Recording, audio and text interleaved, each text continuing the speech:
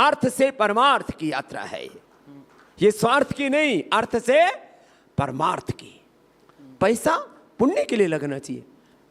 मुझे कोई महल नहीं बनाना, मुझे तो अकिंचन रह करके, हमारे ऋषियों का सिद्धांत है, वैयक्तिक जीवन में तपस अपरिग्रह, वैयक्तिक जीवन में दरिद्रता, सार्वजनिक जीवन में वैभव। इसलिए तो हमारे यहाँ कहते हैं ना, तन में गरीबी मन में फकीरी दिल में दया राख जोए, संतरी संगत में बैठ मारी सुरता साच कमाई जोए, हेली मारी निरबर जोए, दुनियादारी ओ गणगारी जन भेद मत दी जोए, हेली मारी निरबर जोए। तो ये दुनियादारी में बड़े अवगुण है, बड़ा उथल पुथल मामला है। सब यूँ सोचते हैं अरे बाबा को कुछ नहीं चाहिए, फिर बाबा ये सब क्यों कर रहा है? मैंने कहा तेरे पेट में क्यों दर्द हो रहा है? स्वामी होकर के ये सब क्यों कर रहा है? मैंने कहा मैं 3 बजे उठ करके रात को 10 बजे तक मैं मेहनत करता हूं ना, मैं अपने आप को खपाता हूं ना, तेरे को परेशानी क्यों हो रही है? सन्यासी को इतना काम क्यों करना चाहिए? मैंने कहा मैं काम कामयाबी के लिए नहीं कर रहा हूं, मैं काम भारत माता की सेवा के लिए कर रहा हूं, मानवता की सेवा के लिए कर रहा हूं। काम क्यों नहीं करना चाहिए? निकम्मे होकर के बैठना चाहिए, प्रमादी अकर्मण्य होकर के बैठना चाहिए। तो लोगों ने मेरे सन्यास पर प्रश्न उठाए, क्या सन्यासी को ये सब कारोबार करना चाहिए? मैंने कहा कारोबार नहीं, ये व्यापार नहीं, ये करोड़ों लोगों के उपचार और उपकार की भावना से 5 लाख लोगों को हमने डायरेक्ट इनडायरेक्ट एम्प्लॉयमेंट दिया हुआ है। और अभी जो आगे हमारा ऑयल पाम और एडिबल ऑयल मिशन है, 5 लाख लोगों को और देने वाला हूँ, 10 लाख लोगों को। मैंने यहाँ पर सुना कितने हजार कितना था यहाँ का भी काफी बड़ा आंकड़ा था, अभी बता रहे थे मैडम, 1800 लोगों को यहां पर काम मिला हुआ है। तो मैं 10 लाख लोगों को तो रोजगार दूंगा, 1 लाख करोड़ रुपए से ज्यादा पतंजलि को आगे लेकर के जाऊंगा। जब भारत की इकोनॉमी 5 ट्रिलियन की होगी और 50 ट्रिलियन की होगी, तो उसमें एक आहुति स्वामी रामदेव और पतंजलि की भी होगी। ये सोच होनी चाहिए, तब बनेगी इकोनॉमी। 5 ट्रिलियन की और 50 ट्रिलियन की कुछ लोग बकवास करते रहते हैं। अच्छा, कुछ लोग ऐसे हैं, मैंने देखा कुछ सोशल मीडिया के भी मेंढक हैं, कुछ फुदक फुदक करते रहते हैं, कुछ लोग इधर उधर बकवास करते हैं। भारत में कुछ भी अच्छा नहीं हो रहा, मतलब केवल अंधेरे की बात करते हैं, केवल निराशा की कुंठाओं की बात करते हैं। तो मैं तो एक सकारात्मक सोच के साथ आगे बढ़ता, और ज़रूरी भी है।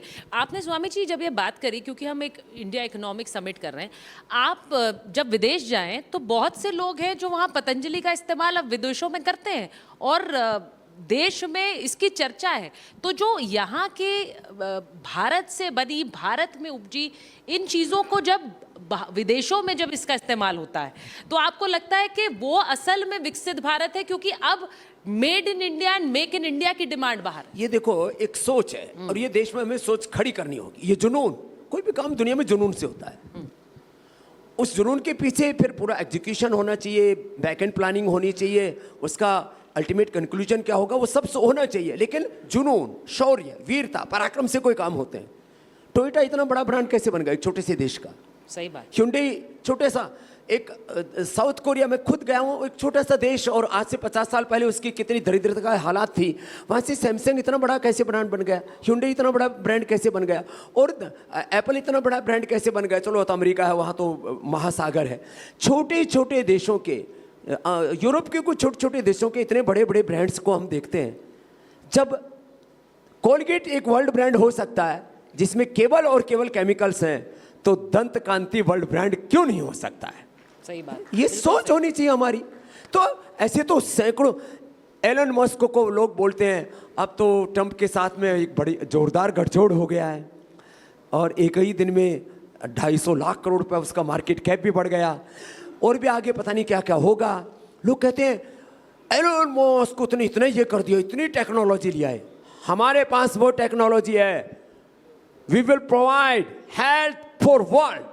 ये हमारे पास में ज्ञान है, विज्ञान है, प्रज्ञान है, अनुसंधान है। हम पूरी दुनिया को मधुमेह से मुक्त करेंगे, हम पूरी दुनिया को बीपी से, शुगर से, थायराइड से, अस्थमा से, अर्थराइटिस से, स्ट्रेस, एंजाइटी, डिप्रेशन से, कैंसर से बचाएंगे। कौन बचाएगा? हमारे पास में वो पूर्वजों की विरासत है जिससे हम पूरी दुनिया को स्वास्थ्य भी देंगे, समृद्धि भी देंगे, शांति भी देंगे, और युद्ध से नहीं, दुनिया बुद्ध से और शुद्ध होकर के योग से चलेगी, ये देंगे हम। ये है भारत की सॉफ्ट पावर। तो इस सोच के साथ हमें आगे बढ़ना पड़ेगा। जो हमेशा कुंठाओं में जीते रहते हैं और दूसरों की प्रगति से ईर्ष्या करते हैं, एक दूसरे की टांग खिंचाई करते रहते हैं, उससे देश आगे नहीं बढ़ेगा। तो हमें एक काम तो ये ईर्ष्या खत्म करनी पड़ेगी देश से। अरे दूसरे बढ़ रहे हैं, आप बढ़ने दो ना, अरे अच्छा होगा ना। और When there is a big turn in the history of Republic Media Network, आप हमारे साथ रहे हैं। मुझे याद है 2018 में आप हमारे साथ थे, 2016 जब हमने लॉन्च की, फिर 2018 में हमने रिपब्लिक समिट ऑर्गेनाइज की थी मुंबई में, आप वहाँ पे थे, सिर्फ फलाहार किया था। और फिर नवंबर 2019 में रिपब्लिक भारत के स्टूडियो में आप थे, जहाँ पे आपने योगा प्रैक्टिस करते करते हम पर ही प्रैक्टिस कर दी, और आपने हमें उठा दिया अपने एक हाथ में। हमने आपको उठाया। और आज मैं यहाँ आकर के अनुभव कर रहा हूँ, मैं बीबीसी से लेकर के वर्ल्ड में लगभग बड़े बड़े स्टूडियोज में गया हूँ, लेकिन जो मैंने आज पूरी रिपब्लिक का ये जो नया उदय है, ये जो देखा है, यह अब तक का अप्रतिम और अविश्वसनीय और अनिर्वचनीय है। इस पर थोड़ी टिप्पणी हो जाए आपकी।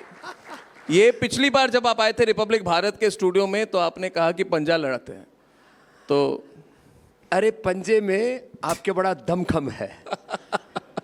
और मैंने इतनी बड़ी सोच, और सोच से ज़्यादा उसका एग्जीक्यूशन, खाली इंफ्रास्ट्रक्चर के लेवल पर नहीं, कैरेक्टर के लेवल पर भी, और न्यूज फर्स्ट नहीं, नेशन फर्स्ट के संकल्प के साथ। ये है बड़ी बात। बहुत बहुत धन्यवाद, बहुत बहुत धन्यवाद। मतलब हमारा मनोबल तो बढ़ ही जाता है। हमारे सारे जितने दर्शक हैं वो भी इसको लाइव देख रहे हैं Swami ji, and you are a winner and you are a fighter. तो आप जब ये सब कहते हैं हमें, it means a Our lot. each and every cell of this body and each and every quark or atom of this universe is fighter, and you are a fighter and you are a warrior. Thank you. एक बार जोरदार अभिनंदन है। देखो, एक योद्धा की तरह ही जीना चाहिए। प्रकृति, परमेश्वर ने जो सारी संरचना की है वो ऐसी ही की है, लेकिन व्यक्ति निराशाओं में, हताशाओं में, कुंठाओं में इतना खो जाता है। इसलिए भगवत गीता का विवेकानंद जी से पूछा कि आपको कौन सा श्लोक सबसे ज़्यादा प्रिय है। क्लैब्यमास्म गम पार्थ नैतत्वयुपद्यते क्षुद्रम हृदय दौर्बल्यम त्यक्त्वा उत्तिष्ठ परंतप। हमें बड़ी सोच, कड़ी मेहनत और पक्के इरादे के साथ अपना सर्वस्व आहूत करके किसी काम में जब अपने आप को नियोजित करते हैं, तो जो हम चाहते हैं वो कर पाते हैं। आप कहाँ एक पत्रकार इतना बड़ा साम्राज्य खड़ा कर सकता है, वो मैंने दुनिया में पहली बार देखा है। एक बहुत साधारण सा पत्रकार एक असाधारण कार्य कर सकता है। एक साधारण किसान का बेटा गवर्नमेंट स्कूल में पढ़ करके, गुरुकुल में पढ़ करके संस्कृत बोलने वाला एमएनसीज की बोलती बंद कर सकता है, वो भी हमने करके दिखाया है।